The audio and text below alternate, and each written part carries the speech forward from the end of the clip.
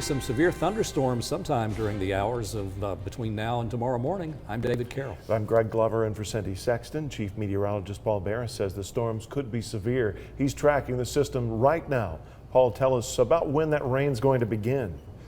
Well, right now. Yeah. There's a shower out there. I want to show you where it is. It's just a little bit, just approaching Signal Mountain now, southern part of Signal Mountain, heading towards Red Bank, but it's fading fast. As it moves through Red Bank, it moves along 27 northward as it's already crossed the Tennessee River, head towards Signal Mountain too. It'll probably fade out, but it is heading right along Walden's Ridge up towards Red Bank. It's not that heavy as of right now. We'll pull back here and show you where these showers are really building up still down near Montgomery. And even these are starting to fade a little bit as they move across the Birmingham area. But this rain is heading our way. There's another line out to the west. That's taking its own sweet time in getting our way. That'll probably move in a lot later tonight. And severe weather is breaking out north of Indianapolis, just south of Fort Wayne, Indiana, with some tornado warnings and severe thunderstorm warnings and snow further off towards the north. I want to show you what we call a rapid refresh model. This updates every hour. Well, it moved along too fast. But right now it's 78 in the city, 79 in Cleveland. Winds are still pretty gusty, up to about 22 miles per hour, 79 in Dalton right now. So very, very warm, very mild, but we will see showers and storms move in tonight. Probably the heaviest to be late tonight. Still very questionable whether they'll be severe or not. Doesn't look like a real good chance for that, and that's good news. Hopefully we'll get some decent rain too. I've got all the details in a few minutes. Paul, thanks very much. Being prepared for storms is, of course, one of the most important things you can do. That preparedness is especially handy if you end up without electricity for a while. And our friends at EPB have to be ready too in case their crews have to work overtime, and that's happened quite frequently. Storm Alert meteorologist Nick Austin tells us how they get ready and what you can do to get ahead of the storms. EPB has thousands of miles of power lines to manage. If storms are in the forecast, planning ahead is crucial. Strong storms have battered the Tennessee Valley during the past couple weeks. The last thing we need are more power outages. John Pless, EPB spokesperson, says with more storms possible tonight, meetings were held this afternoon to discuss making adjustments. To decide whether we're going to hold over that first shift of crews through the night, and we'll make also calls as to whether or not we're going to hold over our line crews and our tree crews. They need to make sure that they have all the materials that they need. They also need to make sure that they can make arrangements with their families. The staff in the Operations Center keeps track of the radar as well as forecast updates from the National Weather Service and the Channel 3 Storm Alert team. After last year's drought, heavy wind or rain can easily take down weakened trees. It happened to Lorraine Davis last week. This is the worst one I've had. It's close to my building. If the other one falls, when that one's moved, it may hit my garage. Fortunately, Davis's power came back quickly thanks to the EPB smart grid. In case your power doesn't come back on right away, you may be without electricity for several hours. There are a few simple things that you can do to get ready ahead of the storms. Have a flashlight handy with fresh batteries in it. Have some non-perishable foods available. And make sure you turn on the alerts on your Channel 3 radar app in case severe warnings are issued. If power lines end up down across your neighborhood, don't go near them until crews have cleared the area. They could be live wires and you could get electrocuted. Even if you think the lines are de-energized, don't try to pull that pine tree off the lines. Pless also says if you see a tree in your neighborhood that is leaning on or toward a power line, call 423-648-1EPB. That's 648-1372 to report it. In the studio, Nick Austin, Channel 3 Eyewitness News. Thank you, Nick. And you can keep up with weather conditions on our website or by downloading our app free for Androids and iPhones. The TBI has determined the reported sighting in West Tennessee in Collierville was not that of Amber Alert suspect Tad Cummins and teenager Elizabeth Thomas. The Shelby County Sheriff's Office had previously stated the two were at a gas station in Collierville this afternoon at 12:30. But now the TBI tells us, no, this is not true. So basically we're back to square one with some 1,100 leads, but nothing credible. It was 17 days ago that Elizabeth Thomas disappeared with Cummins. They say that Cummins has since shaved his facial hair and looks different than you see in these pictures. If you have any information on their whereabouts, call the TBI. In Chattanooga, police are on the scene of a shooting. They're investigating a person shot on Hughes Avenue. Police say it happened just about 10 minutes ago. We have a Channel 3 crew en route to the scene. We'll continue to keep you updated on our website at WRCBTV.com. New video to show you of what's left of Cheeseburger after a portion of that building crumbled yesterday. The view you see behind us is from Sky 3, our drone, as we flew it over the debris field earlier today. No one was inside that building when it collapsed. The owners closed the restaurant just in time the day before after they noticed bricks shifting. Now, if you're going to be driving downtown, we can tell you Market Street is back open, but it's a bit of a tight squeeze. One day after the collapse, we're learning more about that old building. Channel 3's Lori Mitchell joins us with that part of the story. Lori? Good evening. This isn't the first time we've been here reporting on problems with this building. Just a few weeks ago, we were here and told you there were known issues inside a wedding venue located upstairs. And we learned then that city inspectors had been here and had documented problems about a year ago. Channel 3 first visited 138 Market Street in February after complaints about a wedding venue abruptly shutting its doors. The owner told us she had to because the space she leased was in bad need of repairs and it was unsafe. Now, just 1 month later, this. Here's video captured just moments after a portion of the building occupied by Cheeseburger collapsed. Channel 3 tried calling the owner, George Walls, but we haven't been able to reach him. We did talk to his son on the phone. He had no comment. So we went to the library's history department for some background on the building and learned it's one of the oldest in Chattanooga, built in 1876 by Clement Clay Shelton as a flour mill. He was very enterprising. He also had a saloon, but he was quite a respected businessman. Since that time, Mary Helms tells me the building has been home to many different businesses. In the 1920s, it was an Oldsmobile dealership.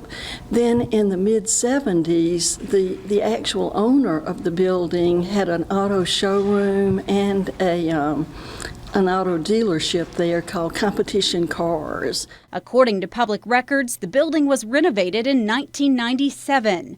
A city document shows an inspector visited the Vion Market upstairs last April and said then work was being done without a permit and the ramp to the building was failing.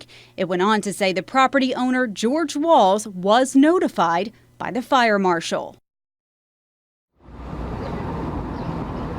I've learned another inspector visited this property as recently as Friday and did confirm then there were structural issues with the property. Now, we mentioned no customers were here at the time, but the owners of Cheeseburger were, and they watched as the building came crumbling down to the sidewalk. Tonight, they are lucky to be alive. Reporting in downtown Chattanooga, I'm Lori Mitchell, Channel 3 Eyewitness News. Lori, thank you. There were some new changes announced today to the school bus seatbelt bill set to go before Tennessee lawmakers next week. The revised measure will no longer require buses on the roads now to be fitted with seatbelts. Instead, school buses bought after July of 2019 would be required to have seatbelts by 2023. Previously, it was 2018, so now it'll be pushed back a year. Joanne Favors, the state representative, pushed for the proposal after the deadly Woodmore bus crash. Attorney C. Mark Warren represents several of the families affected by that crash. He says the new changes look toward the future. To fit a new bus with seatbelts costs an additional $10,000. And so a bill that was going to cost $400 million, if you had to retrofit old buses, now costs less than $30 million over 5 years. State Representative Joanne Favors will present the bill next Tuesday in Nashville to the full House Transportation Committee. Up next on Eyewitness News at 6, personnel files of a Lafayette High School principal. Many of you wondered why Mike Culberson's contract wasn't renewed for next year. Well, we checked his personnel files and we may know why. We'll talk about that in a moment. A few widely scattered showers are starting to pop up now in North Georgia. The showers over southeast Tennessee have faded. So far, no severe weather anywhere near the Tennessee Valley. We'll tell you what to expect for tonight and for this weekend on my 7-day forecast.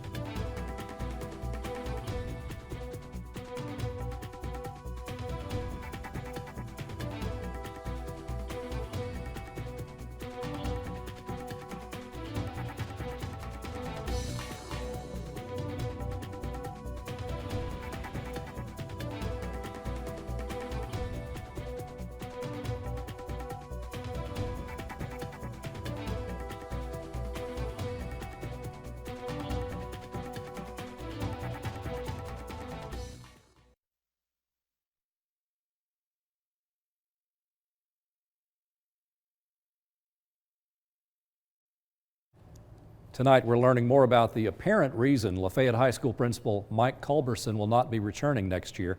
You'll remember that Walker County School Superintendent Damon Raines and the school board members decided not to renew Culberson's contract a few days ago, but wouldn't tell us why.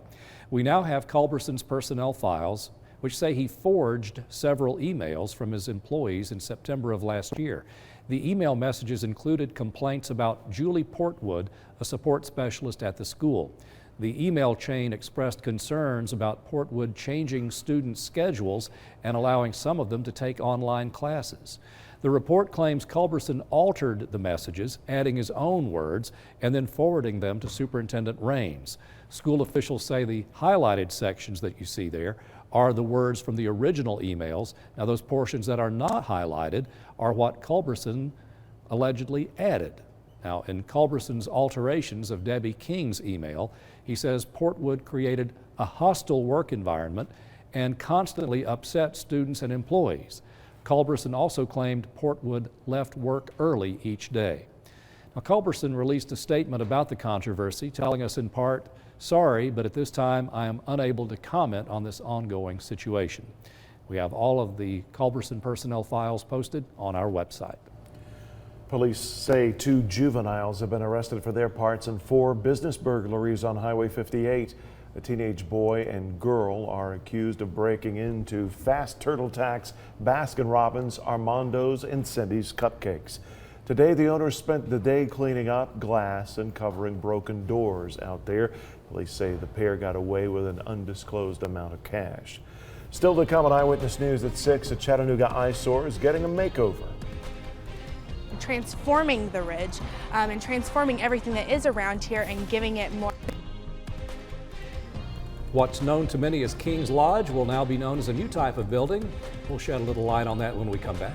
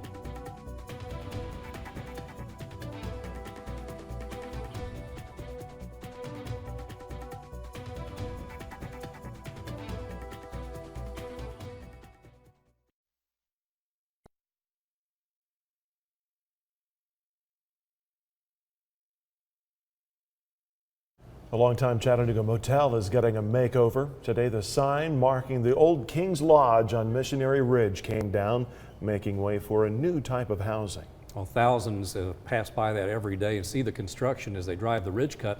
Channel 3's Michelle Herron tells us what changes are ahead. Chattanooga's skyline is changing, bringing more opportunities for young professionals. But with that comes a lot of uncertainty for those who rely on King's Lodge.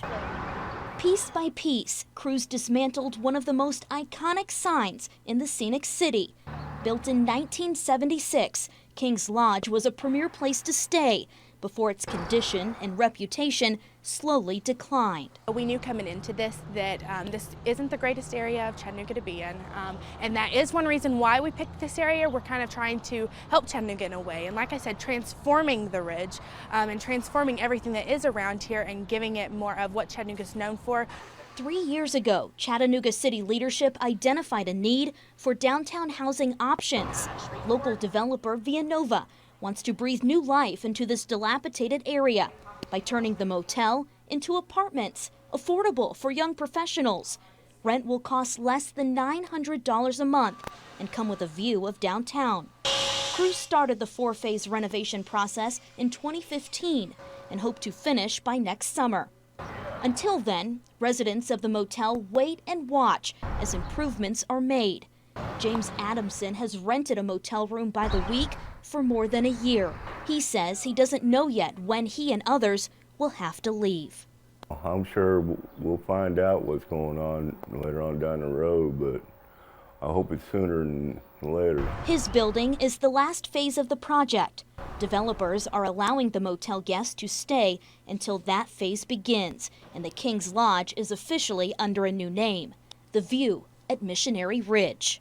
Residents here say they're going to continue to wait for an official word about when they will have to leave. As far as for more information about this renovation project, head on over to our website, WRCBTV.com. Reporting in Chattanooga, I'm Michelle Herron, Channel 3 Eyewitness News. Now, Villanova is the same development team that renovated the Clemens Lofts downtown, which used to be an old furniture store. Let's check in with Chief Meteorologist Paul Barris tonight. We are all wondering when the rains will arrive. How about it, Paul? A few scattered showers are popping up as of right now, most of them south of the city. We had one shower move into Tennessee, went poof, disappeared. There's not that much moisture with it as of right now. There's just a few light rain showers moving through Walker County, Dade County, moving out of northeast Alabama and pushing off towards the north. Now the heavier rain is down near Birmingham and also out near Montgomery, but it's fading a little bit as it moves north. There are some thunderstorms with some of these and also some pretty good storms out in West Tennessee, but that's going to be a while before it gets here. Severe weather north of Indianapolis all the way to about Michigan. That's where the bigger thunderstorms are right now. It's this real big swirl near St. Louis. It's pushing all that moisture off to the northeast, and in the cold air up into Michigan, it's snowing. It's 78 right now in the city, 79 Dalton, 79 Cleveland, and in Dayton with 73, and Altamont, very comfortable temperatures. Murphy 72, winds out of the south 15, gusting to 22, and the pollen count nearly 900 today. That's all tree pollen. 80 and 60 the high and the low, no rain yet at the airport, and Skywatchers told me 80 south of the city from Dalton, 82, 81 Varnell and Calhoun, but 85 out near Chatsworth, 74 out near Fort Mountain, Blue Ridge 75, 77 Fort Payne, also in Scottsboro 77, with 76 Signal Mountain, Lookout Mountain 75, Mobile Mountain 74, Cleveland got up to 83, so did Soddy Daisy, and Ringo was only 77, Trenton 79, and about 0.05 of an inch of rain fell out near Trenton so far. 80 Dunlap, Pikeville 80 for a high, Riceville hit 83, Dayton Spring City 79, 10 Mile 81, and Athens also at 79, while Murphy was 76, and we had about 79 near Jasper. Here's the latest Vipercast showing the heaviest rain coming up tonight, mainly west of the city. I think this could be a little bit further off towards the east, but they're going to be scattered showers and storms coming up overnight. Some of them could be strong to severe. This is around midnight, again, that rain moving in. By 4 o'clock in the morning, it starts to push off to the east, and by 7 o'clock in the morning, it's out of here, except for a little bit into the Blue Ridge. And then before the sun comes up, all the rain's over with completely. And then through tomorrow and right into Saturday, we're just going to see partly cloudy skies, and it looks like into Saturday and Sunday, the sunshine comes back full force, so it should be pretty nice. Now, Vipercast is painting the heaviest rain west of the city, but isolated showers and storms will move in later tonight. Most of them, I think, after midnight. That's when the heaviest rain will move in. On average, I think we're going to see a ½ inch, but isolated spots 1 to 2 inches is not going to be unheard of. Tonight, 55, a shower or a thunderstorm. The chance for severe weather is slim now, very, very slim with southwesterly winds. Could have some pretty good thunder and lightning, but the chance, again, for real severe weather, and there's definitely not going to be an outbreak out of this. Breezy and cooler with some clouds, westerly winds 10 to 15, 69 for the high tomorrow, 49 tomorrow night with partly cloudy skies. And then on the Channel 3 Storm Alert 7-day forecast, 72 Saturday and 79 on Sunday as we see a few more clouds roll in, especially into the afternoon. Now on Monday, another round of showers and storms could develop with 71, maybe isolated, widely scattered shower Tuesday and into Wednesday, and a little bit of chance for some rain next Thursday with 64 for that high temperature. So I expect again about a ½ inch of rain tonight, and you could have a little thunder and lightning, but right now I don't see a big outbreak of severe weather at all. All right, Paul, thank you. Okay. Hey, busy day in sports. We'll be right back.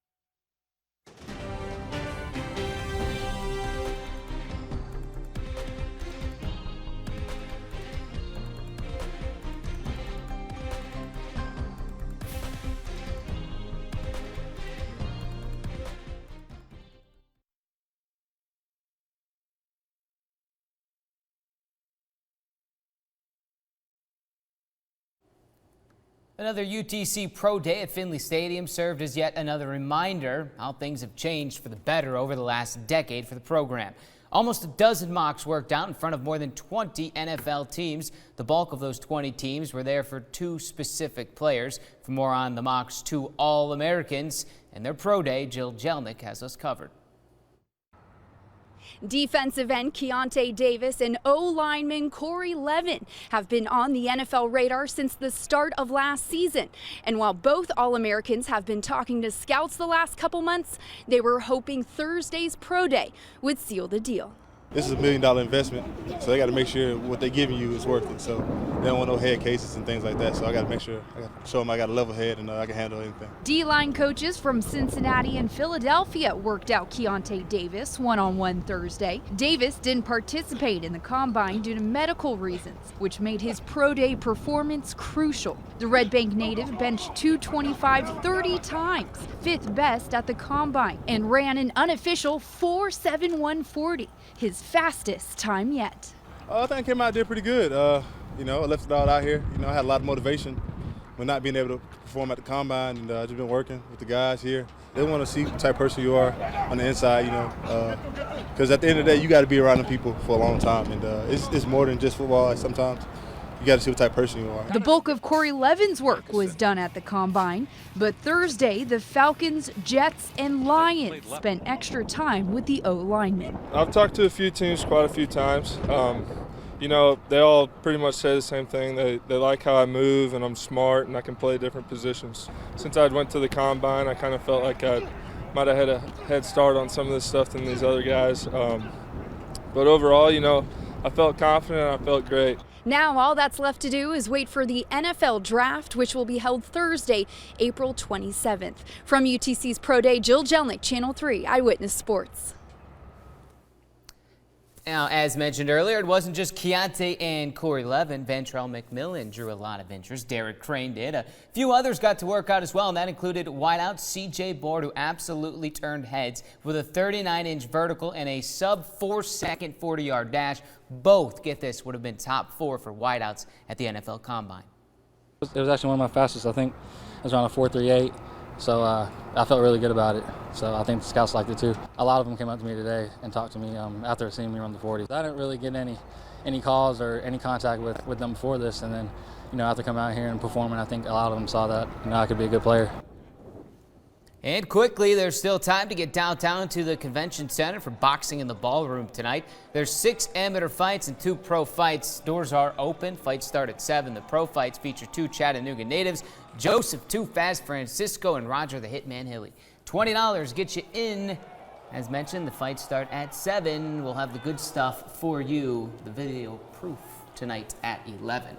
Now back to the Mox Pro Day, if I can, really quick. C.J. Board probably made himself some money today, but if you don't have 20 scouts there and the 2 guys that are All-Americans, C.J. maybe never gets to run that sub-4-second 40 without that attention. So without them, there's none of that. So it was kind of a neat event for the Mox today. And it was fun to watch. I will say I added another job to the list of jobs I don't want. Yeah. I don't want to be the guy who holds that pad while Corey Levin is heading toward. My gosh. Pass that torch. Man, that's impressive. Paul, how about the evening out? All right, let's check it out right now. We'll look at the radars. We put this into motion. A few scattered showers, very, very light stuff.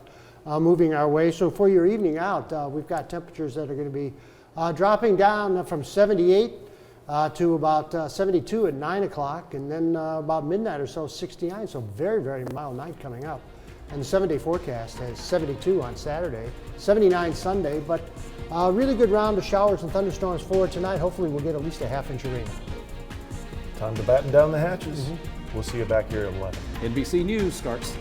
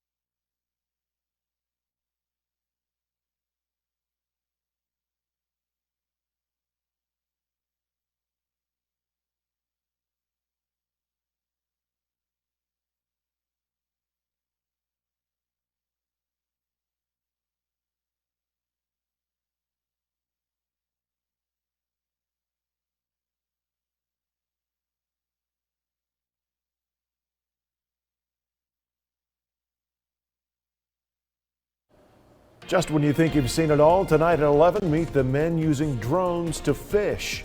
And I'll let you know when the thunderstorms will clear out. My forecast at 11. Plus, a local woman used an app she saw on Channel 3 to catch a burglar in her home. Hear from her after Chicago PD.